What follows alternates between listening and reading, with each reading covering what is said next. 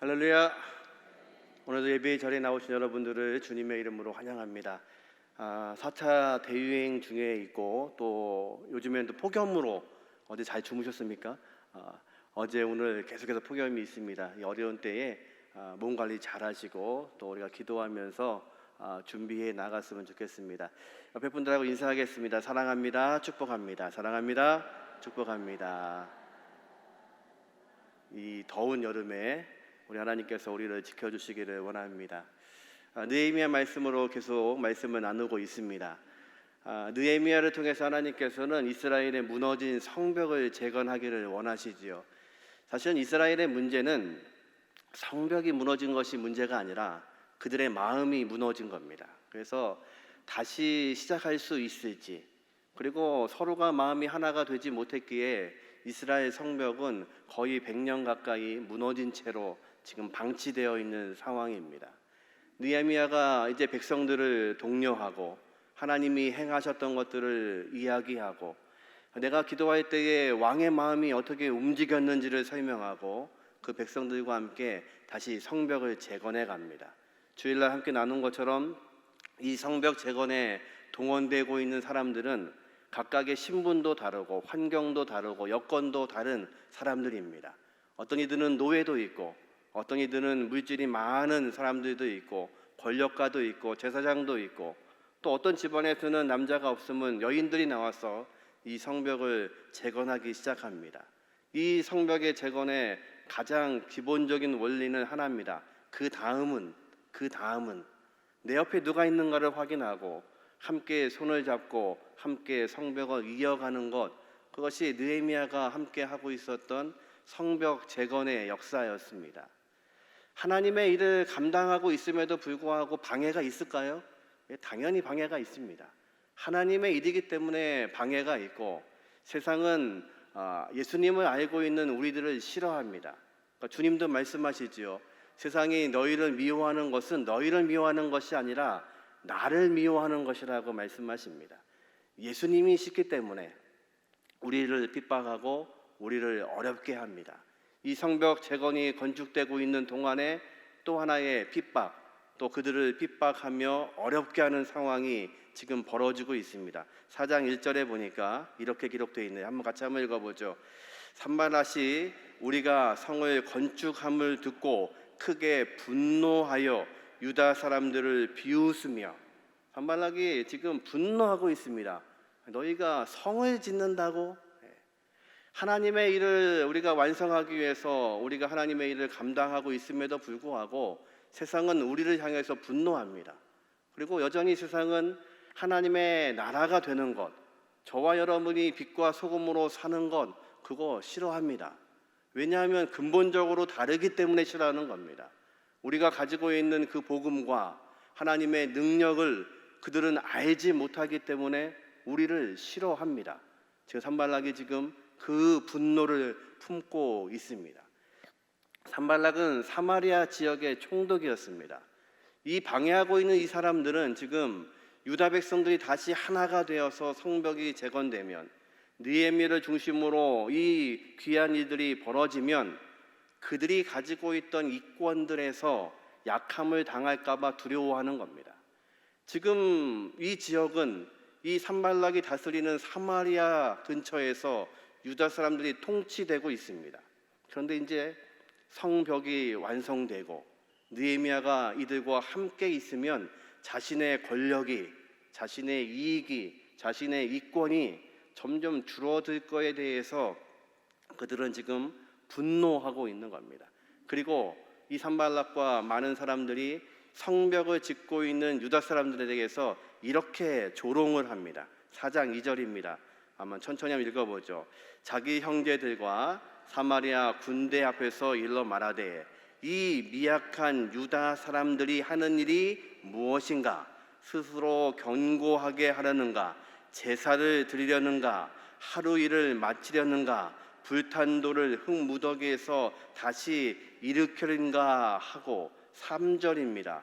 암몬 사람 도비하는 곁에 있다가 이르되 그들이 건축하는 돌 성벽은 여우가 올라가도 곧 무너지리라 하더라. 지금 비웃고 있는 겁니다. 니네가 그 일을 하루에 마치겠느냐? 그 무너진 성벽 돌들을 가지고 다시 꺼내서 짓는다는 게 가능하겠느냐? 이 어리석은 인간들아, 그게 가능하다고 보냐? 그랬더니요, 암몬 사람 도비아는 걱정하지 마십시오. 그 성벽을 지어도 여우가 올라가도 무너질 정도의 약한 성벽일 겁니다. 이거 안 될 겁니다. 비웃고 조롱하고 있습니다. 세상이 왜 우리를 조롱할까요? 우리가 하고 있는 일을 두려워하기 때문에 그렇습니다. 우리가 하나님의 백성으로 하나님의 일을 감당하기 시작하면, 우리가 성벽이 이어져서 이 무너졌던 이스라엘 백성들이 하나가 되고 하나님이 그들에게 당부하시고 말씀하신 그 능력으로 살게 되면 세상이 뒤엎어질 것을 알기 때문에 그들은 두려워합니다. 그래서 사단은 우리를 향해서 공격하는 것 중에 가장 쉬운 공격이 우리의 마음을 흔들어 놓는 겁니다. 이들 비웃는 겁니다. 심리적으로 그들에게 영향을 주고 있는 겁니다. 니들은 못한다. 니들은 못한다. 우리가 옆에서 지켜보고 있는데 할 수 있겠냐? 우리가 공격하면 금방 넘어질 텐데, 성벽 지으면 뭐 할래? 우리가 무너뜨릴 텐데. 예, 심리적인 마음에 상처가 되면 우리는 일하지 못합니다. 때로 우리는 하나님의 일을 감당하고 있으면서도, 또 가정의 사역을 하면서도 우리가 무너질 때 보면 별거 아닌 걸로 무너지죠. 부부싸움을 해보면, 저도 부부싸움을 합니다. 부부싸움을 해보면 심각한 일로 싸우는 일이 별로 없는 것 같아요. 대개 보면 치사한 일, 아무것도 아닌 일로 싸웁니다. 저는 어릴 때 어렵게 자라가지고 어떤 이렇게 맛있는 음식이 있으면 습관적으로 금방 못 먹습니다. 아껴 먹어야 됩니다. 그래서 그날 못 먹고 잘 넣어놨다가 내일이나 모레쯤에 혼자 먹어야 됩니다. 하루는 아이스크림을 이렇게 여러 개 사왔는데 먹자고 하는 데가 안 먹었습니다. 왜요? 아껴야 되니까요. 그래서 그 다음날 봤더니 이 아이스크림이요? 없는 겁니다. 제가 분노를 내는 거죠. 내 아이스크림! 그랬더니 집사람이 아무렇지도 않게 이따가 한 10개 사줄게요. 10개가 문제가 아니죠. 4개 없어진 거예요. 4개. 되게 보면은 치사한 일로 싸웁니다. 지금 사단은요, 우리 마음 가운데 아주 치사한 것, 그리고 우리의 마음을 낙심하고 기분 나쁘게 하는 걸로 일을 못하게 합니다. 우리의 마음이 상해서 나 그거 안 할래. 내가 뭐 좋은 소리도 듣지 못하면서 하나님의 일을 왜 해? 나 안 할래. 그랬던 교회가 고린도 교회입니다. 고린도 교회는 은사가 많았던 교회입니다. 그래서 여러 가지 은사를 가지고 하나님 앞에 영광을 돌렸던 교회입니다. 그런데 사도 바울이 떠난 후에 그 은사의 문제를 가지고 교회에 분쟁이 일어나고 어려움이 일어났습니다. 다시 말하면 나 일 안 해. 당신이 다 해. 네가 다 해먹어. 이런 일로 교회가 깨진 겁니다. 그 소식을 에베소서에서 이제 바울이 듣고 고린도 교회에 편지를 하는 겁니다. 주일날도 읽었던 본문인데 한 번 더 읽어보죠. 고린도전서 4장 1절과 2절에 이런 상황 가운데 있는 교회를 향해서 바울이 이렇게 말합니다. 같이 읽어보죠. 사람이 마땅히 우리를 그리스도의 일꾼이요 하나님의 비밀을 맡은 자로 여길지어다. 그리고 맡은 자들에게 구할 것은 충성이니라. 지금 마음이 찢어져서 자존심이 상해서 하나님의 일을 못하겠다고 찢어진 그 교회를 향해서 뭐라고 얘기하고 있냐면 우리는 그리스도의 일꾼이다. 우리는 다른 일꾼이 아니라 주님께서 세워주신 일꾼들이다. 그렇기 때문에 우리에게 맡겨주신 분들이 있다. 너희들은 지금 그 받은 달란트 그 은사를 너희 것이 아니라 이것을 맡겨주신 분이 있다. 누구시라고요? 주님이 맡겨주신 겁니다. 우리의 달란트, 우리의 능력, 우리의 시간, 우리의 환경, 우리는 맡은 자입니다. 그러기에 맡은 자들이 구할 것은 무엇이라고요? 충성입니다. 충성을 주일날 말씀드렸죠. 충성은 내 일을 열심히 하는 게 충성이 아닙니다. 충성은 맡겨두신 분의 일을 감당하는 겁니다. 주님이 맡겨두신 것, 그것을 감당하는 겁니다. 지금 바울은 지금 그것을 얘기합니다. 우리의 심정을, 우리의 마음을, 우리의 감정을 사단이 가장 쉽게 이용하는 방법이 흔드는 겁니다. 치사하게 만드는 겁니다. 그리고 그것 때문에 낙심하게 만드는 겁니다. 기분 나쁘게 하는 겁니다. 그래서 나 안 해, 이렇게 만드는 겁니다. 지금 이 산발락과 도비아가 이스라엘 백성들 향해서 그것을 말하는 겁니다. 그 성 무너질 거다. 니네가 아무리 져봐야 소용없다. 우리가 공격하면 무너질 텐데 그거 왜 하고 있냐, 쓸데없는 짓을. 지금 열심으로 일하고 있는 그들을 향해서 마음적으로 흔들어 놓는 겁니다. 제가 고등학교 1학년 때 수학여행에 갔는데, 그때는 수학여행을 1학년 때 갔습니다. 2, 3학년 때는 공부하라고. 5월에 수학여행에 갔는데 설악산으로 갔습니다. 일정이 설악산 흔들바위까지 올라가는 겁니다. 저는 지금도 산에 왜 올라가는지를 모릅니다. 내려올 산을 왜 올라가는지. 근데 참 그 산에 올라가는데 너무 힘든 거예요. 중간에 비선대라는 데가 있습니다. 물이 이렇게 모여 있는 계곡이죠. 저희 담임 선생님이 아마추어 사진 작가였습니다. 그래서 가왕 배낭에다가 사진기를 여러 개 들고 아이들하고 세워놓고 이제 찍어주시는 거예요. 그런데 조금만 뒤로 하다가 한 녀석이 비선대에 빠져버렸습니다. 물이 굉장히 도는 곳이거든요. 그러니까 급하니까 선생님이 자기 메고 있던 그 가방을 저한테 던지시고 갖고 있어. 그리고 물에 들어가셨어요. 그러니까 어렵게 얘를 구해낸 겁니다. 구조대가 오고 난리가 났죠. 그리고 무사히 내려가고 나머지 일정은 그대로 흔들바위까지 올라가는 겁니다. 근데 문제는 산에 올라가는 저는 제 한 몸 건드리기도 어려운 사람인데 지금 뭘 맡았냐면 선생님의 그 가방을 맡았습니다. 짊어지니까요, 이게 장난이 아닌 무게예요. 근데 저한테 맡기셨으니까 어떻게 해요? 지고 올라가야죠. 그래서 흔들바위에 맨 꼴찌로 올라갔습니다. 올라갔더니요, 내려가야 된대요. 아니, 내려갈 걸 뭐하러 올라가나.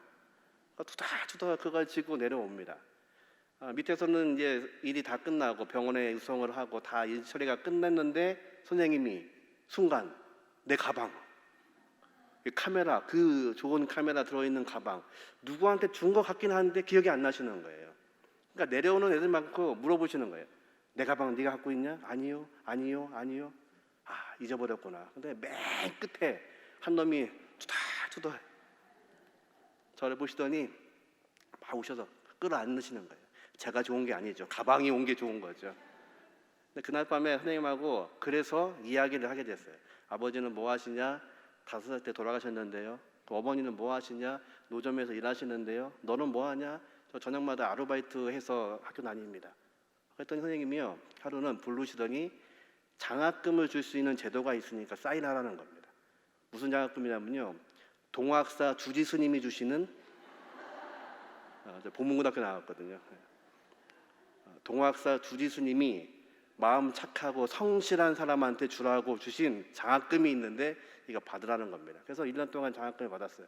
1년밖에 안 되는데 2학년 됐을 때 이 선생님이 또 추천해 주시고 3학년 때까지 3년 동안 제가 동학사 주지 스님 장학금을 받고 졸업을 했죠. 여러분, 우리에게 맡겨주신 분이 누구신지를 기억하셔야 됩니다. 우리가 하고 있는 이 사명은, 우리가 하고 있는 이 달란트는, 우리가 가지고 있는 우리의 모든 것들은 맡겨주신 분이 있습니다.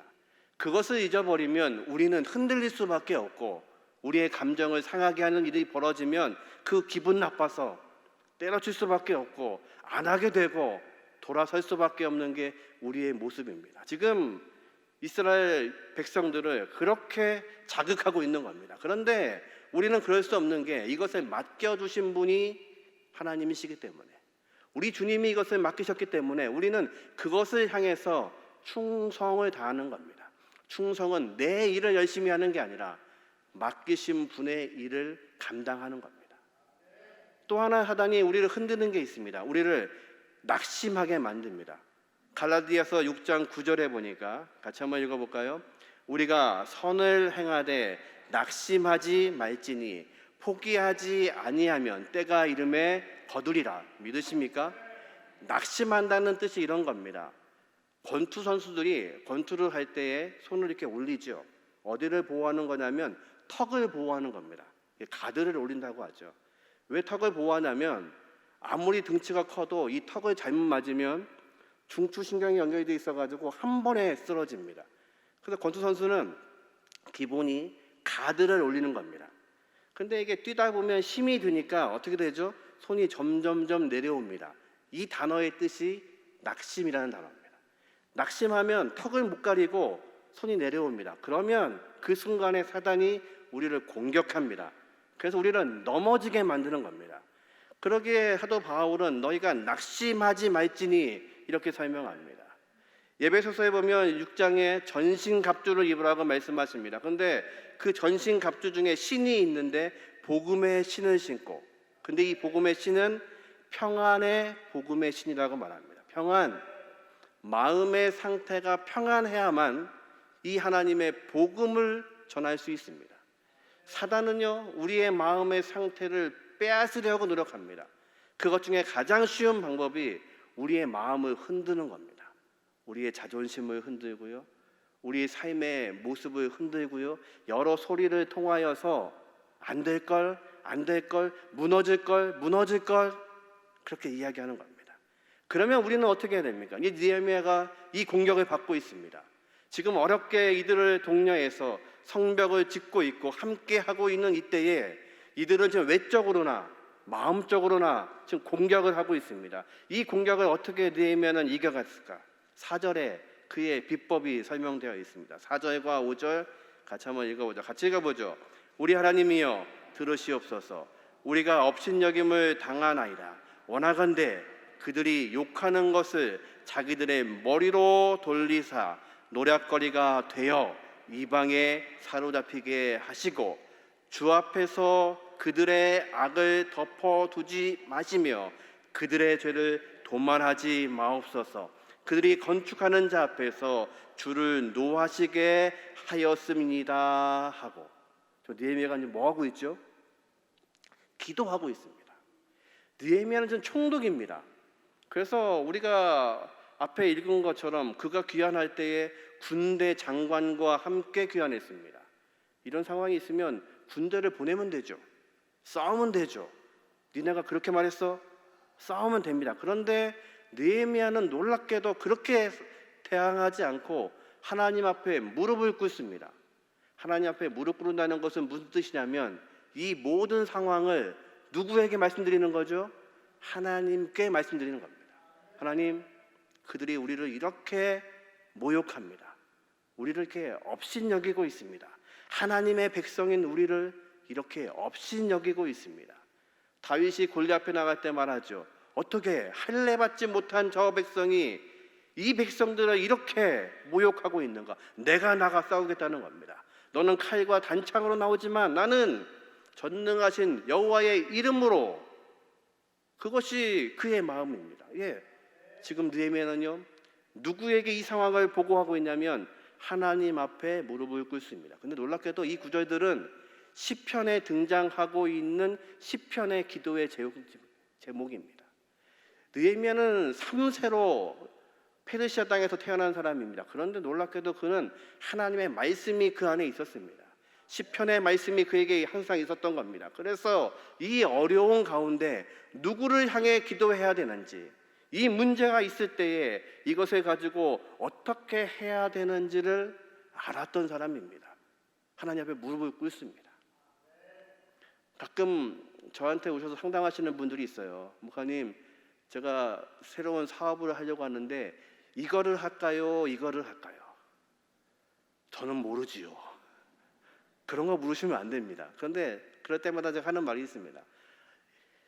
이거를 하시든지 이거를 하시든지 아무 관계 없습니다. 다만 기도하셔야 됩니다. 기도하시고, 저도 기도하겠습니다. 기도하셔서 하나님의 생각 가운데 집사님이 거하시는 게 중요합니다. 그러면 하나님 생각 가운데 거하고 하나님이 원하시는 장소 가운데 거하면 이거를 하시든 이거를 하시든 아무 상관이 없습니다. 하나님이 하십니다. 아브라함과 조카 롯이 헤어질 때가 됐습니다. 아브라함이 선택하라고 하죠. 롯이 선택을 합니다. 소돔과 고모라를 보았더니요, 하나님의 동산 같고 에덴 동산 같아 보이는 겁니다. 애굽처럼 좋아 보였습니다. 그래서 그는 소돔과 고모라를 선택했습니다. 결과는요, 그 성이 무너질 때에 딸 둘과 아내만 겨우 빠져나옵니다. 아내도 결국 뒤돌아보지 말라고 했는데 뒤돌아봄으로 소금 기둥이 되어버립니다. 두 딸과 겨우 생명을 구했던 것이 롯입니다. 반면에 아브라함은요, 그가 선택하고 남은 땅은 광야입니다. 모래밭입니다. 아무것도 있지 않습니다. 하나님 앞에 서 있는 게 중요합니다. 어디가 남았는지, 어떤 땅에서 살 것인지 그것이 중요한 게 아니라 하나님의 말씀 안에 거하고 있는지, 하나님의 장중에 붙들어 있는지 그것이 중요합니다. 그러면 하나님은 그 광야에서도 아브라함을 통해서, 이삭을 통해서, 야곱을 통해서 번성하게 하시고 약속하셨던 것처럼 그 민족을 모래알처럼 그리고 하늘의 별처럼 이루신 분이 하나님이십니다. 저와 여러분이 왜 하나님 앞에 무릎 꿇어야 될까요? 이 문제 앞에서, 우리의 삶의 문제 앞에서, 우리의 성벽이 무너진 것 앞에서, 우리를 도전하고 우리를 힘들게 하는 모든 것들 앞에서 무릎 꿇을 수밖에 없는 것은, 무릎 꿇어야 되는 이유는 하나님이 어디 계신지를 알지 못하면 우리에게 어떤 것이 주어져도 그것이 감사가 될 수 없고 그것이 기쁨이 될 수 없다는 겁니다. 느헤미야는 대단한 사람입니다. 이 어려운 가운데 그는 상대하는 것이 아니라 하나님 앞에 무릎을 꿇습니다. 그리고 하나님이 하실 것을 그는 믿습니다. 그리고 하나님이 이 원수들을 향해서 처벌하실 것이고 함께 하실 것이고 그들을 징계하실 분이 하나님이시라는 것을 그는 믿고 있습니다. 이 믿음이 저와 여러분의 믿음 되시기를 주님의 이름으로 축원합니다. 이제 그랬더니요, 결과가 어떤가요? 4장 6절입니다. 같이 한번 읽어보죠. 이에 우리가 성을 건축하여 전부가 연결되고 높이가 절반에 이르렀으니 이는 백성이 마음 들여 일을 하였음이니라. 아멘.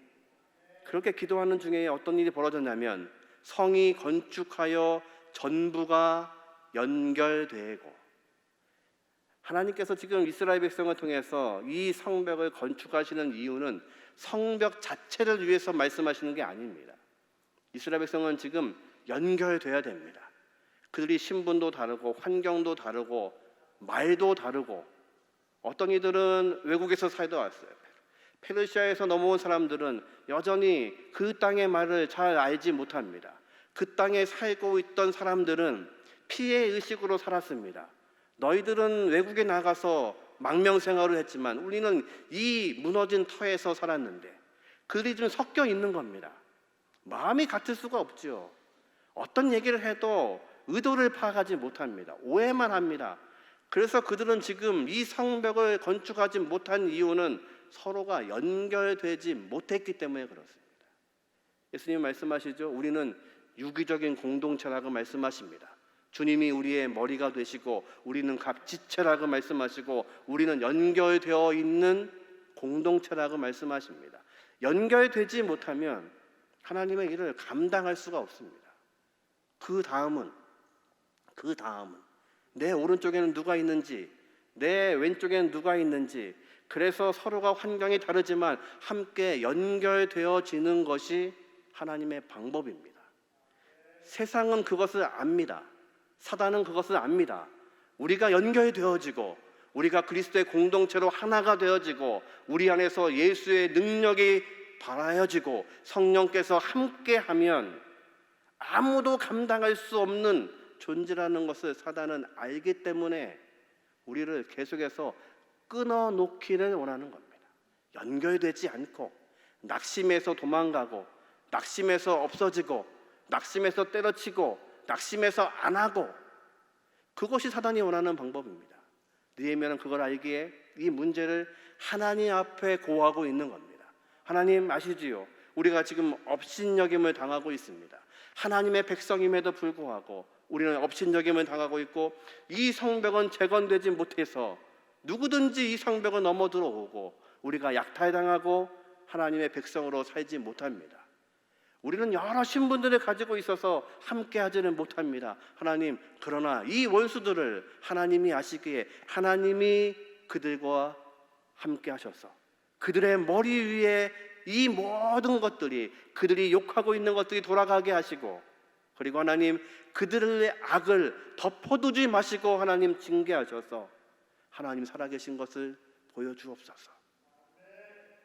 이것처럼 강력한 방법은 없습니다. 우리가 할 수 있는, 세상을 통해서 교회가 할 수 있는 가장 강력한 것은 하나님 앞에 무릎 꿇는 겁니다. 그리고 하나님이 하실 수 있도록 하나님이 원하시는 것이 무엇인지를 우리는 발견해 나가는 겁니다. 그리고 하나님 말씀하시는 곳에 우리도 서 있는 겁니다. 코로나가 어렵지요. 이 상황이 언제까지 갈지 우리는 알지 못합니다. 절망적입니다.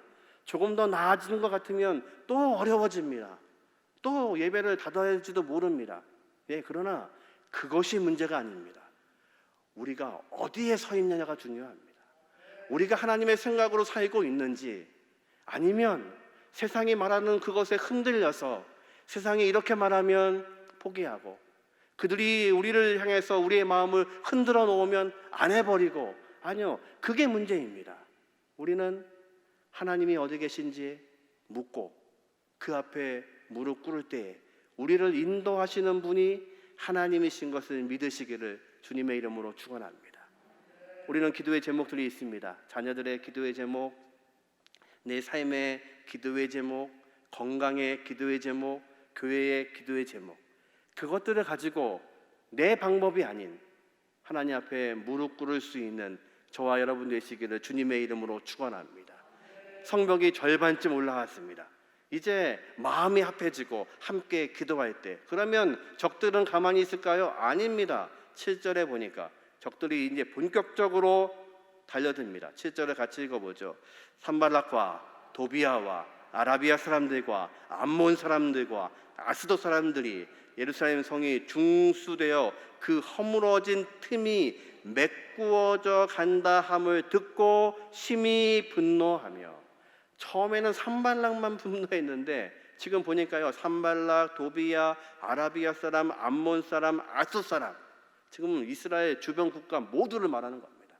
그들이 다 분노합니다. 아니, 성이 지어진다고? 그 유다 놈들이 그것이 가능해진다고? 그들은 종살이하던 놈들인데 그게 그렇게 되면 우리의 이익은 어떻게 하라고?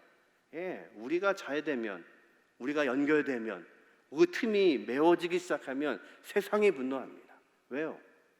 우리가 어떤 존재인지를 알기 때문에 그렇죠. 1세기 그리스도인들의 별명은요, 세상을 뒤엎는 사람들이었습니다. 그리스도인들이 가는 곳마다 세상은 변했습니다. 도시가 변했고 삶이 변했고, 그리고 가늠하던 세상이 그리스도인들이 그 성에 들어가면 그들로 인해서 세상은 변화했습니다. 매춘굴이 있던 도시가 매춘을 하지 않고 다시 하나님께 돌아오고, 그들이 사용했던 건물들이 교회가 되는 놀라운 역사가 벌어졌습니다. 그래서 1세기의 기독교인들은 가는 곳마다 세상을 뒤엎는 사람들이었습니다. 그럴 수밖에 없죠.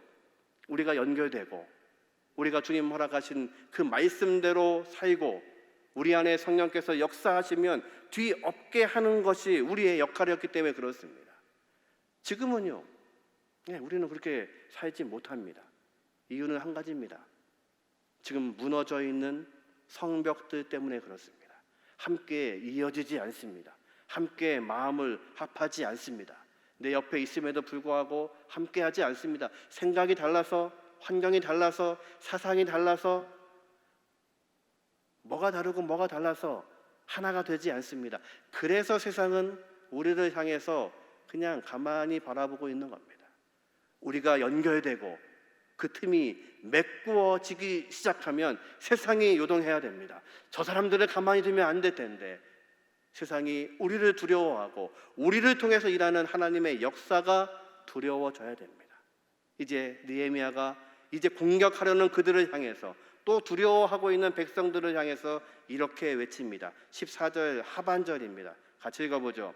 너희는 그들을 두려워하지 말고 지곡히 크고 들어오신 주를 기억하고 너희 형제와 자녀와 아내와 집을 위하여 싸우라 하였느니라. 이제 그가 말합니다. 두려워하지 마라. 두려워할 분은 지극히 두려워할 분은 하나님이시다. 하나님을 두려워해라. 세상 공격을 두려워하지 말고 이제 너희들이 너희 가정과 자녀들을 위해서 싸워라. 이제 그들은 어떻게 합니까? 한 손에는 일을 하고 한 손에는 칼을 잡고 병기를 잡고 또 성벽에 서서 세상을 바라보고 그들이 공격할 것을 보고 나팔수를 배치해서 한쪽에 공격하면 나팔수가 불면 다 같이 몰려가서 그 역할을 감당하고, 이렇지 못했던 유다 백성들이 하나님 앞에 무릎 꿇음으로 그들이 무엇을 해야 될지를 지금 알고 있습니다. 우리가 어떻게 해야 될지, 우리는 지금 하나님 앞에서 어떤 일을 감당해야 될지를 지금 알게 되는 겁니다. 그리고 그들은요, 그렇게 자신들 집 앞에 있는 성벽을 재건합니다. 한 손으로는 일하고 한 손으로는 병기를 잡고. 그들은요, 한 번도 그것을 안 해봤던 사람들이 많았을 겁니다. 그럼에도 불구하고 이 무너진 성벽을 어떻게 재건해야 될지를 알게 되면, 세상의 방해 가운데서도 우리가 무엇을 해야 될지를 알게 되면 우리는 그 일을 감당할 수 있게 됩니다. 저와 여러분은 하나님께서 우리에게 주신 달란트를 맡겨주신 사람들입니다. 맡겨주신 자들이 구해야 될 것은 하나입니다. 충성하는 겁니다. 내 일에 충성이 아니라 하나님 일에 충성하시는 겁니다. 그러면 우리 하나님께서는요, 그 일을 감당하는 우리를 향해서 우리가 기도하고 있는 그 다음의 모든 것들도 들으시겠다고 약속하십니다. 그것이 언약의 하나님이십니다. 느헤미야는 수상궁에서 하나님의 언약을 붙잡고 기도했습니다. 하나님, 이 백성의 죄가 바로 내 죄입니다. 하나님, 나는 무엇을 해야 될까요? 하나님이 그에게 주신 마음으로 이제 왕 앞에 나가고 왕의 조서를 가지고 왕이 준 모든 것들을 가지고 군대를 가지고 이 땅에 돌아왔습니다. 그러나 무너져 있는 것은 성벽이 아니라 백성들의 마음이었습니다. 백성들의 자존감이었습니다. 백성들이 아무것도 할 수 없는 상황이 돼버리고 있었습니다. 그런 지금 무릎을 꿇습니다. 하나님, 우리가 업신여김을 당하지 않게 하여 주옵소서. 우리를 통해서 하나님이 일하여 주옵소서. 저와 여러분을 통해서 우리 하나님께서 그 성벽을 재건하게 하시는 은혜가 있기를 주님의 이름으로 축원합니다. 특별히 사랑하는 자녀들을 위해서 기도하시는 이 부모님들이 계신 걸 압니다. 우리의 기도 제목이 뭐여야 될까요? 하나님, 낙심하지 않고 계속 기도하게 하십시오. 낙심하면 우리는 놓게 됩니다. 낙심하면 잃어버리게 됩니다. 낙심하면 도망가게 됩니다. 낙심하면 다시 성벽을 재건할 수 없습니다. 우리 안에 하나님께서 낙심하지 않고 하나님의 일들을 감당할 수 있게 하시는 은혜가 있기를 주님의 이름으로 축원합니다. 옆에 분 나가면 인사하죠. 낙심하지 맙시다. 낙심하지 맙시다. 한 번 더 인사하시죠. 힘을 냅시다. 힘을 냅시다. 저와 여러분을 통해서 하나님 일하시기를 주님의 이름으로 축원합니다. 같이 찬송하겠습니다. 337장 내 모든 시험 무거운 짐. 우리 삶 가운데 있는 시험이 있고 무거운 짐이 있습니다. 이거 우리가 감당하지 못합니다. 그것 때문에 사단은 우리를 공격하고 우리의 마음을 흔들어 놓습니다. 그래도 우리는 의지하는 분이 있습니다. 그 주님 앞에 나가는 저와 여러분 되기를 원합니다. 찬송같이 부르고 축도받도록 하겠습니다.